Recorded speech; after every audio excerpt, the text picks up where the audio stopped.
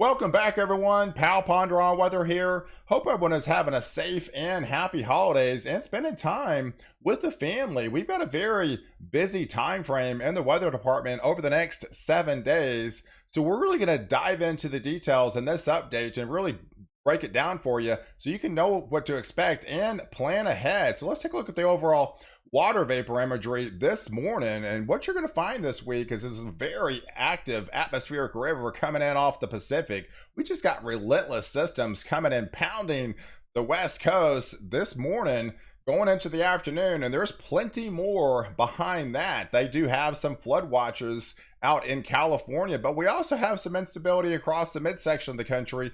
We did have a warm front that moved through yesterday that said goodbye to the Arctic air. Now we're in the warm sector again, and unfortunately we're going to be talking about severe storms again. So let's take a look at the overall hazard update, and there are your flood watches out in California. So they are expecting some more heavier rain for them, not just for Northern California, but also getting down into Central California. We do have some winter storm warnings for the mountain regions there, where they're just going to get feet of snow and more snow for the western slopes of Colorado and New Mexico, but also eastern Colorado could get in the action. And we do have a winter weather advisory. We're across where we could have some more snow along this cold front here into Nebraska, getting into portions of Iowa and Minnesota. So if you are new to the channel and like detailed weather breakdowns on North America, all you have to do is hit the subscribe button and you're in. You get all my daily content on this channel. And I would love to reach 150,000 followers by the end of the year. So let's really dive into the details for today, because we do have some severe storms to talk about. I think the initiation forms just east of the Dallas-Fort Worth area. They do have a marginal risk in place. I think this is an evening type threat going into East Texas, headed into Shreveport, portions of Arkansas there, into Louisiana. But we also have an isolated tornado threat as well, extending as far south as the Houston Metroplex and to far east Texas, and the wind's going to be a probability as well, some larger hail. So we got all three modes of severe weather as we head into the evening time frame. So let's expand on the national view, and there's the setup as I think it's going to be forming just east of the Dallas-Fort Worth area, but heavier rain should start breaking out in the evening time frame with this swath in the, say, Tyler on the far outskirts of the Houston Metroplex. These things could get pretty bumpy in the overnight hours back into Louisiana, into Arkansas. There's the warm front that came through Texas yesterday, has swung all the way up now into Michigan. So there's your warm sector right here, and draped across this little cool front is some heavier snows. They're going to be breaking out. That's why they've got some winter weather advisories in place and some mixed precipitation as well. And there's some heavier snows in the eastern side of Colorado, but also extended into portions of New Mexico back into Arizona. But there's your heavier rain and your flash flood watches for places into California, where they are expecting more heavy rain that's going to be moving in, and that could extend all the way down into portions of Southern California, while the interior regions of the Intermountain West get pounded with more heavy snow. So this is the setup about midnight tonight. So I think things get going, you know, in the evening time frame, 9-10 o'clock. So by the time we get into the midnight time frame, this radar should be lit up across portions of East Texas, getting into the Tyler area, back into portions of far eastern Texas, into Shreveport. Had to be concerned about all three modes of severe storms into the overnight, and that just extends into Arkansas and then portions of western Tennessee as this pushes into Louisiana into the evening overnight time frame. So as we extend the view and shifted gears going into Friday, that same system just pushes more into Louisiana. Now we're talking places into Mississippi and Alabama with that very heavy rain threat as well, draped across this little warm front here. The snow threat has ended for the midsection of the country. We could have some mixed precipitation as far north as, you know, Michigan, back in Toronto, into portions of Montreal. But the main headline is just going to be yet another system coming in off the west coast with more heavy rain for Northern California, Central and Southern California, and then just heavier snows for the interior regions. So we're going to be adding to these snow totals day by day, and they could be pretty significant over the next 7 days, to say the least. So let's really break it down for you over the next 48 hours. So I think this is going to be where your heavier rains are going to be aligning just east of Dallas into East Texas, into Louisiana, into Mississippi, and portions of Alabama here, extending into Arkansas and portions of Western Tennessee. And then you have lighter amounts as you go up into Illinois, Indiana, as far as Ohio here, and then just a little bit lighter amounts as you head even further north into portions of Michigan. But yeah, there's the heavier rains just over the next 48 hour coming in off the West Coast, Washington and Oregon, Northern California, Central California, but even the deserts. I know Phoenix had some heavier rain yesterday. They're going to be adding to those totals as well for the desert Southwest. So this is a good sign. This is definitely a good sign that they got all this rain going to be locked in place. But we got some winds to talk about as well. So it's going to be pretty windy. Remember that warm front that moved through, draped across that warm front. We could have some windier, wind swaths with some higher gusts. I know it was pounding up there in parts of the panhandle yesterday. They're going to be, even still windy today across Oklahoma, through Missouri, through Illinois, through Indiana, through the Ohio Valley. So just very windy conditions. And of course, about these mountain ranges as well. Some of these winds could punch as much as 70 miles an hour. Is definitely not out of the question. And some of these higher elevations up here in New Mexico, as well as Colorado, and even into California as well. So those mountain regions are going to be pounded with copious amounts of precipitation. Most of that's going to be in the form of snow up here in the mountain regions. And then the very high winds are going to be coming across with these relentless systems. It's going to be pounding the West Coast this week. So as we go into your New Year's Eve time frame, that same system continues to shift a little bit further east. Now it's setting up shop over portions of Georgia, getting into the Carolinas, over Kentucky now, into Virginia, back in through the Ohio Valley. But yeah, another system. It's like going to be a broken record this week, with more heavier rains pounding the coast of California with snow for the interior regions. So if we break it down for you, headed into your New Year's Day, it's mainly going to be an overnight into New Year's Eve, New Year's Day time frame, into the overnight hours. But yeah, storms could get pretty bumpy again in Georgia, into the Carolinas, with some higher wind gusts as well. And then you can't rule out an isolated tornado threat as well, heading into your New Year's Eve, into the overnight of New Year's Day a time frame on Sunday, back into Georgia and portions of the Carolinas. So definitely be on high alert, as these storms could turn severe, with all three modes of severe weather are going to be on the table. It's a little bit more of an isolated threat, but definitely a concern there as well. But taken out in the Pacific, there's your atmospheric river, guys. I mean, this is something you don't see very often, with this steady stream of moisture coming in, extending as far as the eyes can see, right? And then just pounding the coast with just relentless symptoms. You got low pressure after low pressure after low pressure, just lining up. And this just a training band just pounding the West Coast this week. And that's why they got all the heavier rain that's expected. But once we get again in the midsection of the country, this is going to be a little bit more significant trough that's going to be diving in.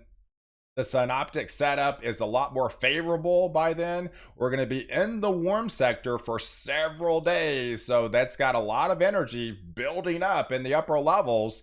And once that comes across and taps into that instability, we could be forming in the form of severe storms, and even a much stronger threat as we go into Monday and Tuesday timeframe. If we look at the 500 millibar winds, yeah, we could have that, say, kink in the hose come down into portions of New Mexico, diving in, pulling in some of that Pacific moisture, coming across the midsection of the country. And once it taps into the Gulf, all bets are off. We got a lot of lift associated with it, and unfortunately a lot of shear as well, really setting up. And again, portions of eastern Texas, portions of Oklahoma, especially in Louisiana, getting into Arkansas, into Mississippi and western Tennessee, those could be rotating at the surface. So yes, we definitely for sure have all three modes of severe weather. They're going to be on the table going into Monday. In fact, the Storm Prediction Center has already highlighted that slight risk for severe weather by then. And this could obviously easily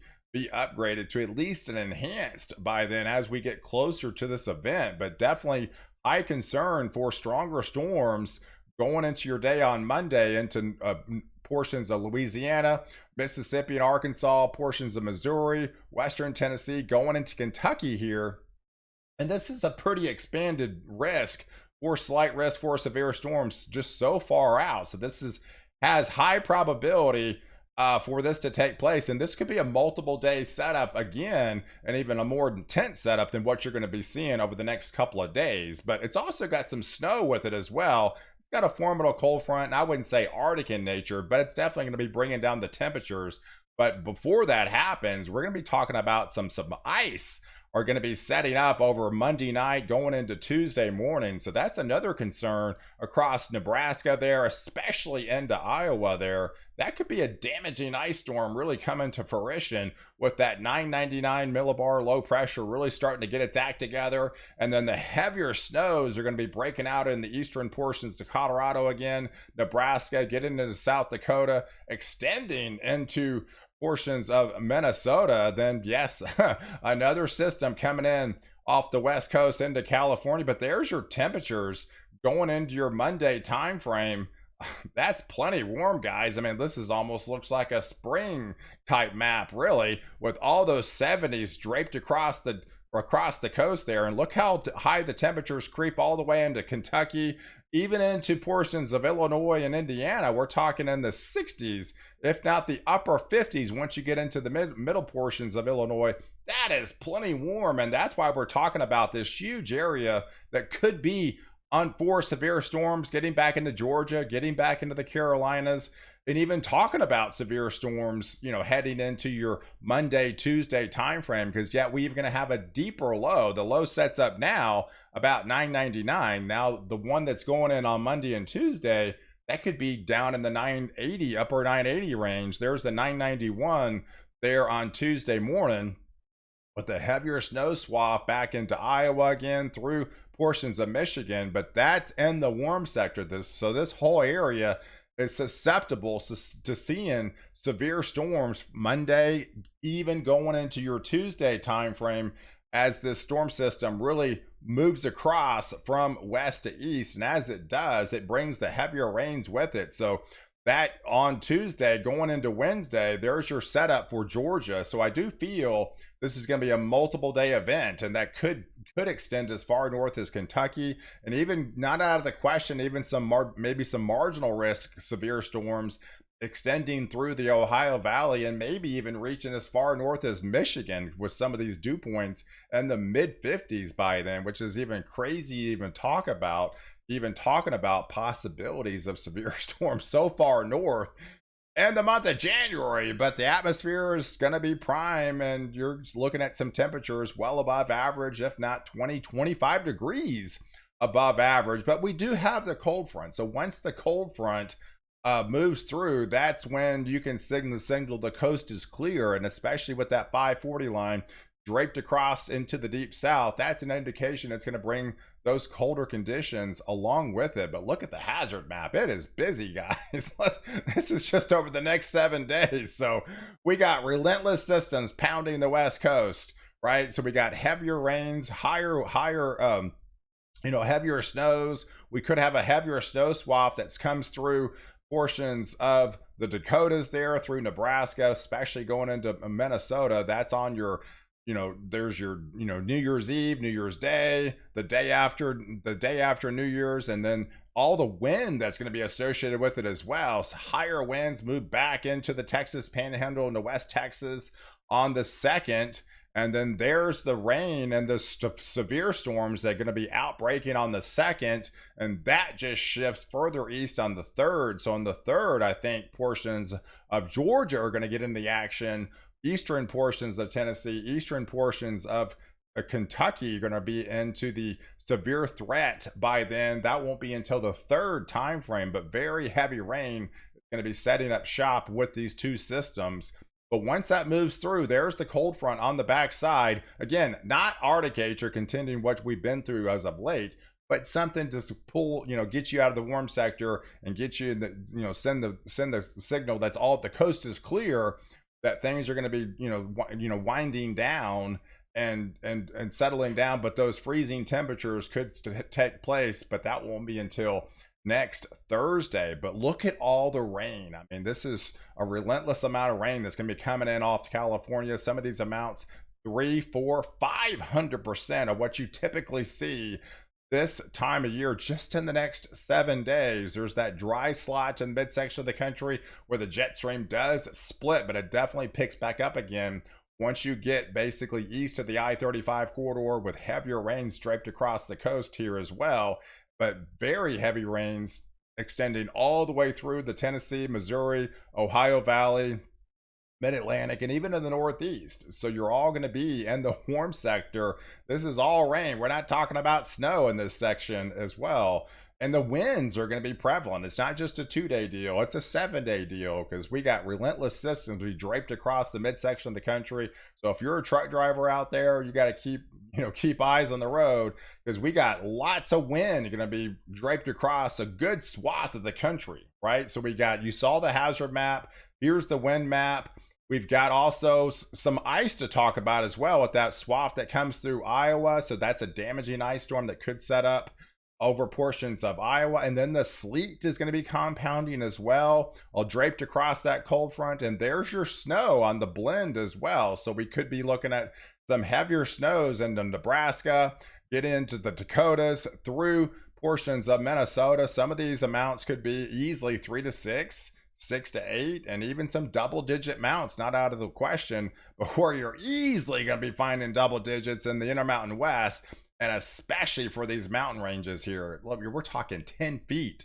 We're going to have potentially 16 inches of precipitation, could transfer into, say, 16 feet of snow in some of these peak tops, up here into the mountain regions of California. So this is a very heavy rain and then very heavy snow for the mountain ranges, and there is your rain. So we got, with these two systems, what combined, really setting up across eastern portions of Texas, Louisiana, all into the deep south. Some of these could easily be 3 to 5, 6 to 8 inches is definitely not out of the question. Florida Panhandle, Alabama, going into Georgia, so extended all the way into Tennessee, Kentucky. Very heavy rain through Illinois into Indiana. And then, of course, along the coast there, those whites could be double-digit totals. This is very impressive, and they need the rain, but they're going to be getting it a lot in a short amount of time, and it's going to be adding to those, those lakes up there. This is definitely very beneficial. And this is going to be extending over a 7-day time frame as well, and even beyond that, because there's no let up in this atmospheric river that I can see, at least for the next 7 to 10 days. So, hey, I appreciate you guys watching. Do like this video. Definitely leave your comments below. And don't forget to subscribe to my channel to catch the latest update, where I protect you before and after the storm.